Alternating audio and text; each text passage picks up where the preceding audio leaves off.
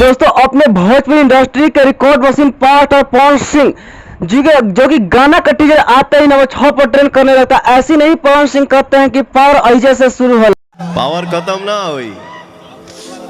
भाई इतिहास गवाह है कि पवन जैसा ना आज तक भोजपुरी कोई गाया है और नहीं गा पाएगा। दोस्तों मैं आज बात करने जा रहा हूं भोजपुरी के पावर स्टार पवन सिंह के गाने को लेकर, जो कि काफी पावर स्टार पवन सिंह का एक बहुत बेहतरीन टीजर को ऐड कर दिया गया है, जिस गाने के बोल तू हमार देखा। और इस गाने को बहुत बेहतरीन गाए हैं अपने पावर स्टार पवन सिंह और शिल्पी राज की आवाजों में, म्यूजिक से सजाए हैं रोशन रॉक जी। अगर वही गाने को लिरिक्स की बात किया जाए तो गाने को लिखे हैं सत्यवीर सिंह जो जी, और अगर फीट की बात किया जाए तो फीट में काम किए हैं सौम्या पांडे जो बहुत बेहतरीन एक्टिंग की है।